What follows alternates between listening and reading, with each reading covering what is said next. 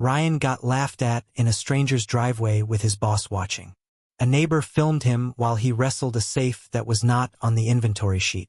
The client's cousin kept saying it was empty and Ryan was just being dramatic. Then the safe tipped, the dolly slipped, and Ryan's shin took the hit so hard he saw spots. This was a Tuesday move in Mesa, Arizona, the kind with sun glare, a narrow side gate, and a garage packed like a storage unit.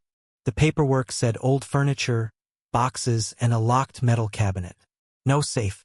Ryan found it half buried behind paint cans and a collapsed shelf. A squat steel box with a rotten particle board skin around it. Whoever owned it had tried to hide it by making it look like junk. It weighed like it wanted to stay put. He did what movers do. He shrugged, taped cardboard to protect door frames, and started figuring out how to get it out without cracking tile. First mini climax was the inventory argument. The cousin insisted the safe belonged to the landlord, not the family, and said Ryan better not touch it. Ryan called dispatch and got the usual answer. If it is on site and the client says it goes, it goes. Second mini climax was the neighbor calling over from the sidewalk. Hey, is that one of those gun safes? Ryan felt heat in his face because now it sounded like trouble.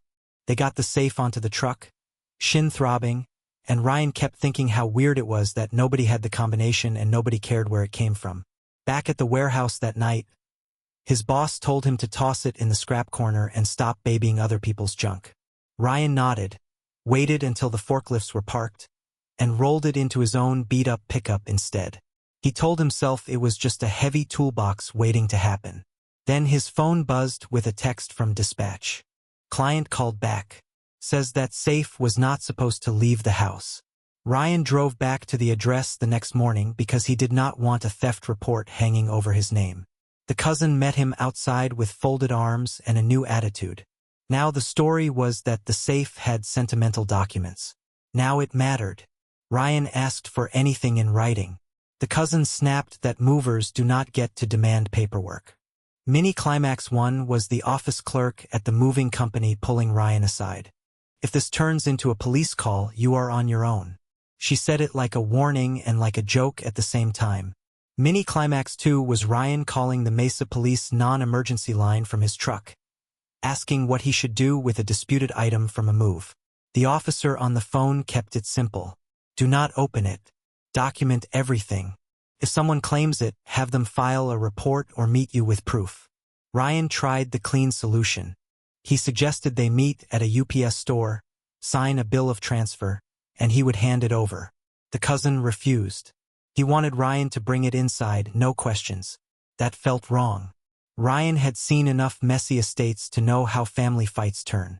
He asked for the property manager's contact since the cousin had said landlord earlier. The cousin pretended not to hear him. That evening, the property manager emailed Ryan back after 3 calls. The safe was not part of any listed fixtures. The landlord had no record of it. There had been an eviction 2 years ago, unit cleared by a junk crew, and the garage contents were considered abandoned. Ryan saved the email and still felt uneasy. The safe sat in his garage apartment behind a stack of moving blankets, like it was daring him to do something stupid. When he wiped dust off the back panel, he noticed 4 fresh tack welds where a thin plate had been added, cleaner than the rest of the rust. He ran his fingertip over the seam and felt the edge lift just enough to catch a nail. Ryan did not start with power tools. He started with patience because he had rent to pay and a record to protect. He set the safe on 2 4x4 blocks, put down a tarp, and filmed everything on his phone like the officer suggested. He sprayed penetrating oil around the added plate and waited. He tried a plastic trim tool first, then a flathead wrapped in tape to avoid gouging. The plate flexed with a dull pop that made his stomach drop. Mini climax 1 was the smell. Not money smell, not movie smell. Old garage smell trapped in steel, hot dust, and stale insulation. Mini climax 2 was when the plate finally came off and revealed a second cavity behind the safe wall, a crude hide, not factory work. Inside was not cash. It was a steel strip about the length of a ruler, bolted down with 2 tiny machine screws, like someone wanted it to survive fire. The strip was cold and heavy, stamped with groups of letters. Not random scratches. Each word was cleanly punched, evenly spaced, the kind of careful work someone does at a workbench with a jig. Ryan counted them twice because his brain kept trying to make it something else. 24 words. He set the strip on his kitchen table and stared at it until his coffee went cold. He had heard of seed phrases the way everyone has, from podcasts and friends who bragged and then disappeared when prices crashed. He also knew the ugly side, people losing access, people getting scammed. He did not know if this was valuable or just a dead end. He did know one thing. If it was real, whoever hid it planned for water, fire, and time. Ryan opened his laptop, typed in what the words might be, and the search results made his pulse pick up. BIP 39. Wallet recovery. Do not share your seed phrase. He looked at the camera light on his laptop and suddenly felt like even his own room was not private enough. Ryan went to a public library in Tempe because he did not want his home Wi-Fi tied to whatever he was about to test. He brought an old Android phone with no SIM card and a cheap USB stick he had never used. He downloaded a wallet app on the library guest network, then stopped and deleted it. That felt careless. He asked the librarian if they had classes on basic computer safety. She pointed him to a flyer for a local nonprofit that helped people avoid online fraud. It was not what he needed, but it reminded him to slow down. Mini Climax 1 was Ryan buying a used laptop on OfferUp that night. Cash, no account login, nothing personal on it. Mini Climax 2 was him setting it up offline, then realizing he needed software updates, then deciding not to do it at all until he had a plan. He was not a hacker. He was a guy who carried couches for a living. The plan became simple and boring. He used a well-known open-source tool to test the seed phrase offline, on the used laptop, after downloading everything once from a coffee shop and then turning off the network card. It took hours because he kept second-guessing each step, rechecking spelling, making sure he was not installing something fake. When the wallet finally generated an address history, it was not empty. There were transactions from years back and a balance that made his mouth go dry. He did not touch it that night. He shut the laptop, put it in a locked toolbox and slept maybe 2 hours. At dawn, he drove to a branch bank and asked for a small safe deposit box. The banker asked what he planned to store. Ryan said documents. That was true enough. He slid the steel strip into an envelope, sealed it, and felt calmer for exactly 5 minutes. Then his phone rang again. Unknown number. He let it go to voicemail. The message was short. This is the cousin. I know you opened it. Bring back what was inside. Ryan met a notary in Chandler at a shipping store that also did fingerprint cards. He brought the landlord email, the move work order, and a written statement of how he found the safe and what he removed from it. He did not tell the notary what the words meant. He just said it was an item found inside an abandoned safe, and he wanted the date, time, and his identity attached to a sworn statement. The notary looked tired and careful and said she could notarize his signature, not his story. Ryan signed anyway. Mini Climax 1 was Ryan walking into the Mesa police station lobby with a folder and asking if anyone had filed a stolen property report for a safe or for a metal plate. The desk officer took his information, checked the system, and found nothing. He told Ryan to keep the documentation and call again if someone produced proof. Mini Climax 2 was Ryan calling a local estate attorney for a consult. The attorney asked blunt questions. Did you break into it? Did you take it from a secured space? Was there a written claim? Ryan answered, and the attorney said what Ryan already suspected. Ownership gets messy, but abandoning property changes things, and you do not want to be the guy hiding it. Ryan also needed to know what the balance really was in plain dollars and what it would look like to cash out legally.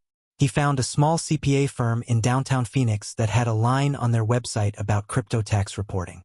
The CPA did not act impressed. He asked for transaction records and dates.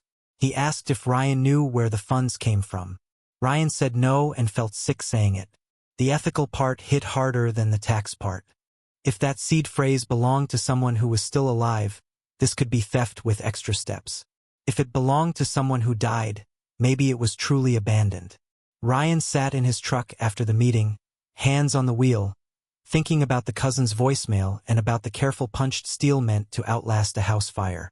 He made a decision that did not feel heroic. It just felt like the only way to breathe. He would move part of it into a separate wallet, leave most untouched, and set aside money for a claim if one ever came with proof.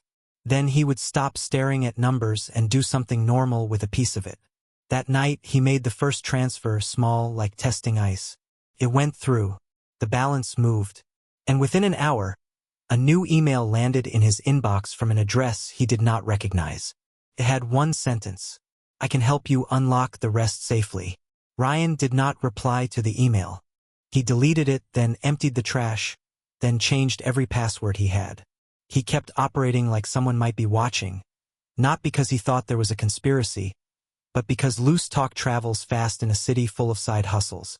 He cashed out only what he needed through a regulated exchange, reported it, and paid what the CPA told him to pay. The money left after taxes was still enough to change his week-to-week life. He did two things right away that kept him grounded. He donated a chunk to a local group that helped renters avoid eviction, the same kind of scramble he saw on moves all the time. He did it quietly, no posts, no speeches, just a receipt. Then he bought tools. A real dolly, a compact impact driver, a set of ratchet straps that did not fray, and a used enclosed trailer with a clean title from the MVD.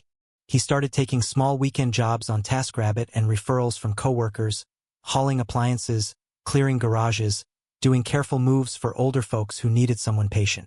The cousin never filed a report. He kept calling for a month, then stopped. No one showed up with paperwork, no executor, no police case number, nothing that would prove the seed phrase belonged to them. Ryan kept the notarized statement, the emails, the receipts, and a separate reserve in case the story ever came back around in a serious way. What Ryan learned was not that he got lucky, even if he did. He learned that the most valuable part of that safe was not the steel plate. It was the moment he chose not to act like a desperate guy in a garage. He still moved heavy things for a living, and his shins still ached when storms rolled in. But now, when a client tried to rush him or talk him into a shortcut, he had a reason to say no, and he had his own tools to back it up.